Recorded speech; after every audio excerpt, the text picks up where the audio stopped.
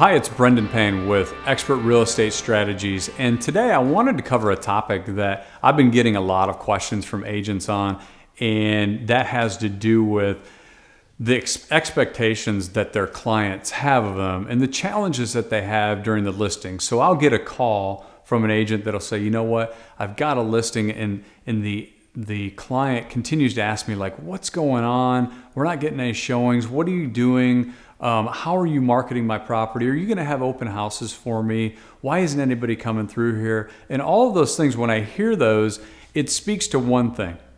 And I'm clear at that point that the expectations of that client have not been set from the very beginning.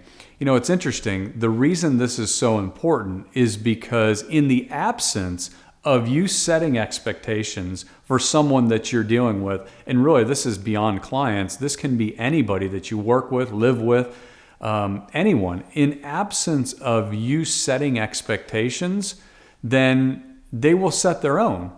The issue is that when someone sets their own expectations because you failed to in a business relationship, then usually they don't tell you what their expectations are. They just perform. So in the absence of you setting expectations for what's going to happen with your client is going to set expectations for you. And unfortunately, you're probably not going to be informed on what they are. And you may not have agreed to them if they were there. So what happens then is the seller, the buyer, they think that you're doing one thing. You're not planning on doing that because it was never discussed and you never laid out exactly what you were going to do. Now they feel like you're not doing your job. Understand that most people are very, very reasonable when it comes to what they expect from a professional agent. They understand you're the expert or you should be the expert. And they understand that, you know what, you know best.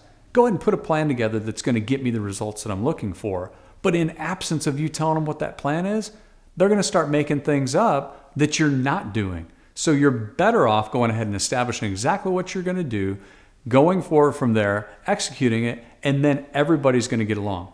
A few of the things that I know it's imperative to set expectations on are showings. How many are you expecting to get every month? Showing feedback. What type of feedback am I going to get and how often? And who's going to deliver it? Offers. How long before we consider that, the property isn't getting any offers and we need to look at adjusting our marketing strategy or possibly looking at improving the price? Communication when you get the offer. Who's going to be negotiating it? How are we going to negotiate? What type of communication does your client want? Are they someone that wants a phone call all the time?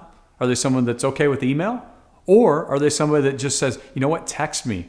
I'm really busy and I need to know I respond better to text than I do any other form.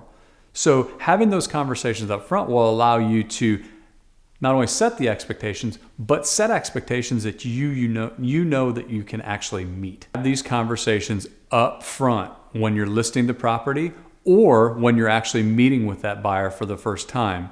The situations, the conversations, the questions, they're going to come up. It's better to set the expectations and say, this is how I operate.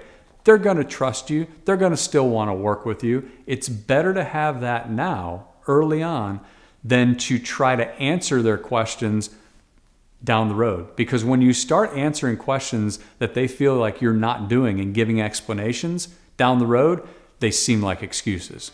Hopefully this has been helpful for you. Please let me know if there's anything I can do to help you out. Continue to watch these videos and subscribe to our channel. Thanks so much.